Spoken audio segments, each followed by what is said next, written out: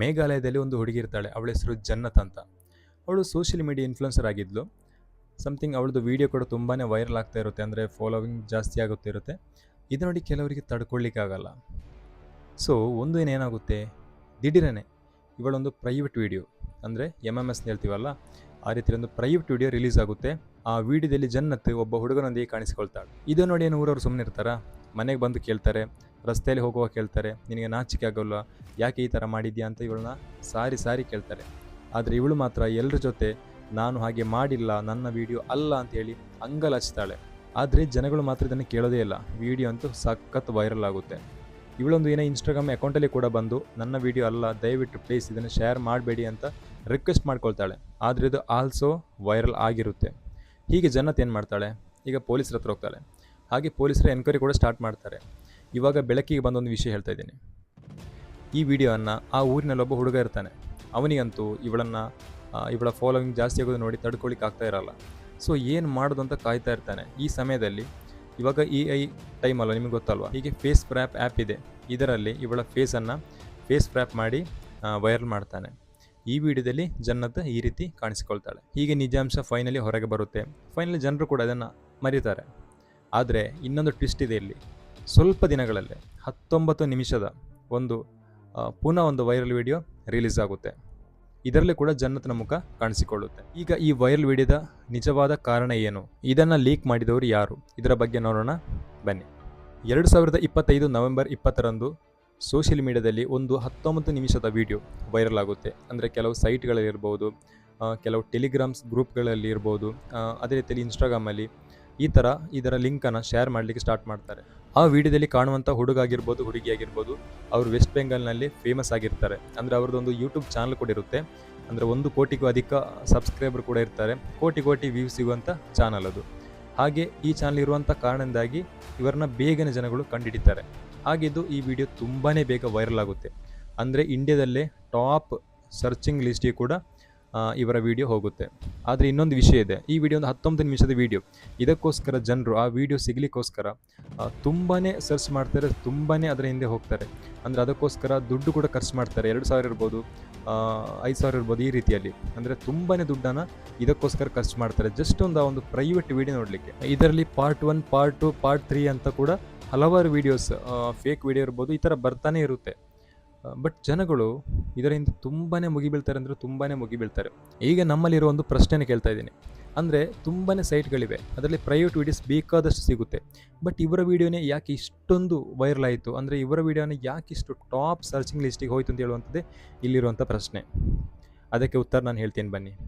ಇದಕ್ಕೆ ಕಾರಣ ಬೇರೆನಿಲ್ಲ ಸ್ನೇಹಿತರೆ. ನಾನು ಆವಾಗ ಹೇಳಿದ್ದೆ, ಪಳ್ಳಿಗ್ರಾಮ್ TV ಅನ್ನೋ ಒಂದು ಯೂಟ್ಯೂಬ್ ಚಾನಲ್ ಕೂಡ ಇದೆ ಇವರದು. ಆ ವಿಡಿಯೋದಲ್ಲಿ, ಅಂದರೆ ಅದರಲ್ಲಿರುವಂಥ ವೀಡಿಯೋಸ್ ಇರ್ಬೋದು, ತುಂಬಾ ವೈರಲ್ ಆದಂಥ ವೀಡಿಯೋಸ್. ಇದನ್ನು ತುಂಬ ಕೋಟಿ ಲೆಕ್ಕದಲ್ಲಿ ಜನಗಳು ನೋಡ್ತಾ ಇರ್ತಾರೆ. ಸೊ ಇವ್ರನ್ನ ಗುರುತಿಡಲಿಕ್ಕೆ ಏನು ತುಂಬ ಕಷ್ಟಕರ ಅಂತ ಹೇಳಲಿಕ್ಕಲ್ಲ. ಅಂದರೆ ಇವ್ರನ್ನ ನೋಡ್ತಾ ಇರ್ತಾರೆ. ಆಲ್ಸೋ ಸಡನ್ಲಿ ಇವರೊಂದು ಪ್ರೈವೇಟ್ ವಿಡಿಯೋ ಬರುವಾಗ ಎಲ್ರಿಗೂ ಗೊತ್ತಾಗುತ್ತೆ ಇದು ಇವರೇ ಅಂತೇಳಿ. ಸೊ ಜನಗಳು ಏನು ಮಾಡ್ತಾರೆ, ಈ ವಿಡಿಯೋನ ತುಂಬಾ ಸರ್ಚ್ ಮಾಡಲಿಕ್ಕೆ ಸ್ಟಾರ್ಟ್ ಮಾಡ್ತಾರೆ. ಮೀಡಿಯಾದವ್ರು ಏನು ಸುಮ್ಮನೆ ಇರ್ತಾರಾ, ಮೀಡಿಯಾ ಕಣ್ಣು ಕೂಡ ಇವರ ಮೇಲೆ ಬೀಳುತ್ತೆ. ಫೈನಲಿ ಇವರನ್ನೊಂದು ಇಂಟರ್ವ್ಯೂ ಮಾಡ್ತಾರೆ. ಹಾಗೆ ಇಂಟರ್ವ್ಯೂಯಲ್ಲಿ ಇವರು ವಿಷಯವನ್ನು ಬಹಿರಂಗಪಡಿಸ್ತಾರೆ. ಈ ವಿಡಿಯೋ ಇವಾಗ ತೆಗೆದದಲ್ಲ, ಅಂದರೆ ಸ್ವಲ್ಪ ವರ್ಷಗಳ ಹಿಂದೆ ತೆಗೆದದ್ದು. ಇದು ನಮ್ಮ ಮೊಬೈಲ್ ಕೂಡ ಇವಾಗ ಇಲ್ಲ. ಬಟ್ ಯಾಕೆ ಈ ರೀತಿಯಲ್ಲಿ ಶೇರ್ ಆಯಿತು ಅಂತ ಹೇಳುವಂಥದ್ದು ಕೂಡ ನಮಗೆ ಗೊತ್ತಿಲ್ಲ ಅಂತ ಹೇಳುವಂಥ ವಿಷಯವನ್ನು ಅವರು ಹೇಳ್ತಾರೆ. ಅಂದರೆ ಇವರು ಇಬ್ಬರ ಒಮ್ಮತದಲ್ಲೇ ತೆಗೆದಿರುವಂಥ ವಿಡಿಯೋ ಅದು. ಬಟ್ ವಿಡಿಯೋ ಮಾಡಿರೋದು ಅವನು ಹೇಳ್ತಾನೆ, ವಿಡಿಯೋ ಮಾಡಿರೋದು ಹುಡುಗಿ. ಯಾಕೆಂದರೆ ನಿಮಗೆ ಆ ವಿಡಿಯೋ ನೋಡಿದರೆ ಕೂಡ ಗೊತ್ತಾಗುತ್ತೆ, ಅವಳ ಫೇಸ್ ಅಲ್ಲ ಕ್ಯಾಮರಾ ನೋಡ್ತಾ ಇರುತ್ತೆ. ಸೊ ವಿಡಿಯೋ ಮಾಡಿರೋದು ಹುಡುಗಿಯ ಮೊಬೈಲಲ್ಲಿರುವಂಥ ವಿಡಿಯೋ. ಬಟ್ ಹುಡುಗಿ ಹೇಳ್ತಾಳೆ, ಇಲ್ಲ ನನ್ನ ಮೊಬೈಲಿರೋ ವಿಡಿಯೋ ಲೀಕ್ ಆಗಲಿಕ್ಕೆ ಸಾಧ್ಯ ಇಲ್ಲ, ಅದನ್ನು ಡಿಲೀಟ್ ಮಾಡಿದ್ದೀನಿ ಅಂತ. ಆದರೆ ನಿಜವಾದ ಕಾರಣ, ಈ ವಿಡಿಯೋನ ಯಾರು ಲೀಕ್ ಮಾಡಿದರು, 1-2 ವರ್ಷಗಳ ಹಿಂದೆ ಇವರು, ಅಂದರೆ ಮೊದಲಿಗೆ ಈ ಯೂಟ್ಯೂಬ್ ಚಾನಲ್ ಸ್ಟಾರ್ಟ್ ಮಾಡೋದಕ್ಕಿಂತ ಮುಂದೆ ಇನ್ಸ್ಟಾಲ್ಲಿ ಈ ಥರ ರೀಲ್ಸ್ ಇರ್ಬೋದು, ಈ ಥರ ವೀಡಿಯೋಸ್ ಎಲ್ಲ ಮಾಡ್ತಾಯಿದ್ರು. ಸೊ ಇವರಿಗೆ ವೀಡಿಯೋ ತೆಗೆದುಕೊಡ್ಲಿಕ್ಕೆ ಒಬ್ಬ ಗೆಳೆಯ, ಅವನ ಹೆಸರು ರೂಬೆಲ್ ಅಂತ. ಈ ರೂಬೆಲ್ ಏನು ಮಾಡ್ತಾನೆ, ಇವರ ವೀಡಿಯೋಸನ್ನು ಈಗ ತೆಗೆದುಕೊಡ್ತಾ ಇರ್ತಾನೆ. ಸಮಥಿಂಗ್ ಇವಾಗ ನಿಮಗೆ ಗೊತ್ತಿರ್ಬೋದು, ನಾವು ವೀಡಿಯೋಸ್ ತೆಗೆಯುವಾಗ ನಮ್ಮ ಮೊಬೈಲ್ಗಳನ್ನು ವೀಡಿಯೋಗ್ರಾಫರ್ ಕೈಲಿ ಕೊಡ್ತೀವಿ. ಹೀಗೆ ಇವರ ಮೊಬೈಲ್ ಕೂಡ ಅವನ ಕೈಗೆ ಹೋಗುತ್ತೆ. ಈ ಮೊಬೈಲ್ನಲ್ಲಿ ನಿಮಗೆ ಪಾಸ್ವರ್ಡ್ ಕೂಡ ಗೊತ್ತಿರುತ್ತೆ. ಹಾಗೆ ಈ ಪಾಸ್ವರ್ಡನ್ನು ಓಪನ್ ಮಾಡಿ ನೋಡುವಾಗ ಇವನಿಗೆ ಪ್ರೈವೇಟ್ ವಿಡಿಯೋ ಸಿಗುತ್ತೆ. ಸೊ ಇವನೇನು ಮಾಡ್ತಾನೆ, ಏನಾದರೂ ಅವಶ್ಯಕತೆ ಬೇಕಾಗ್ಬೋದು ಅಂತ ಆ ವಿಡಿಯೋನ ಇವನ ಮೊಬೈಲಿಗೆ ಕಳಿಸಿಟ್ಕೊಳ್ತಾನೆ. ಸ್ವಲ್ಪ ಸಮಯದ ನಂತರ ಇವರ ಚಾನಲ್ ಏನಾಗುತ್ತೆ, ಆಟೋಮೆಟಿಕ್ ರೀಚ್ ಆಗುತ್ತೆ. ಫೈನಲಿ ತುಂಬ ವೈರಲ್ ಆಗುತ್ತೆ. ಆಗ ರೂಬೆಲಿಗೆ ಅಸೂಯೆ ಸ್ಟಾರ್ಟ್ ಆಗುತ್ತೆ. ಅಂದರೆ ನಾನು ವೀಡಿಯೋ ತೆಗೆದುಬಿಟ್ಟು ನನಗೇನು ಪ್ರಯೋಜನ ಇದೆ ಅನ್ನೋ ಒಂದು ಪ್ರಶ್ನೆ ಕೂಡ ಅವನಲ್ಲಿ ಕಾಣುತ್ತೆ. ಸೊ ಇವರನ್ನು ಫ್ಲಾಪ್ ಮಾಡಬೇಕು ಅಂತೇಳಿ ಇವನು ಈ ವಿಡಿಯೋನ ವೈರಲ್ ಮಾಡಿರ್ತಾನೆ. ಹೀಗೆ ವೈರಲ್ ಆದಂಥ ವಿಡಿಯೋ ಇಲ್ಲಿಗೆ ನಿಲ್ಲಲ್ಲ. ಇದನ್ನು ಏನು ಮಾಡ್ತಾರೆ, ಹಲವರು ದುರ್ಬಳಕೆ ಮಾಡ್ತಾರೆ. ಅಂದರೆ ಉಳಿದವರ ಕೆಲವರ ಫೇಸನ್ನಿಟ್ಟು ಫೇಸ್ ವ್ರ್ಯಾಪ್ ಮಾಡಿ ಶೇರ್ ಮಾಡೋದು, ಈ ಥರ. ಅಂದರೆ ಹೀರೋಯಿನ್ಸ್ ಇರ್ಬೋದು, ಎಲ್ಲರ ಫೇಸ್ ವ್ರ್ಯಾಪ್ ಮಾಡೋದು, ಶೇರ್ ಮಾಡೋದು, ಈ ರೀತಿಯಲ್ಲಿ ಜನ್ನತ್ ಕೂಡ ಒಬ್ಬಳು ಹುಡುಗಿ. ಇನ್ನು ಈ ವಿಡಿಯೋಕ್ಕೋಸ್ಕರ ಜನಗಳು ಖರ್ಚು ಮಾಡಿರೋ ದುಡ್ಡು ಅಂದರೆ ಟರ್ನ್ ಓವರ್ ಆಗಿರೋದು ಟೋಟಲಾಗಿ 15 ಕೋಟಿ ಅಂತ ಹೇಳಿದರೆ ನೀವು ಶಾಕ್ ಆಗ್ತೀರಾ?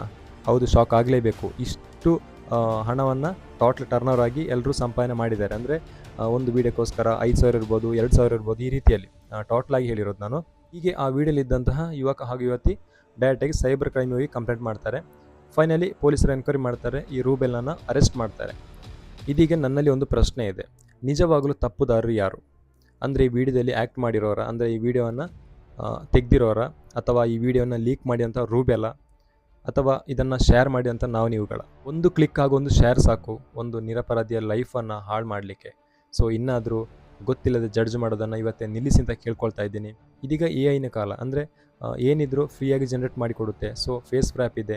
ಸೊ ನೀವು ಥಿಂಕ್ ಮಾಡಿ ಯಾವುದಕ್ಕೆ ಉಪಯೋಗಿಸಬೇಕು ಅಂತ. ಒಳ್ಳೆ ಕಾರ್ಯಗಳಿಗೆ ಉಪಯೋಗಿಸಿ, ಈ ಥರ ಕೆಟ್ಟ ವಿಷಯಗಳಿಗೆ ಉಪಯೋಗಿಸಬೇಡಿ ಅಂತ ಕೇಳಿಕೊಳ್ತಾ ಇದ್ದೇನೆ. ಇದಾಗಿತ್ತು ಗೆಳೆಯರೇ ಇವತ್ತಿನ ಸಂಚಿಕೆ. I am Jayant, signing out.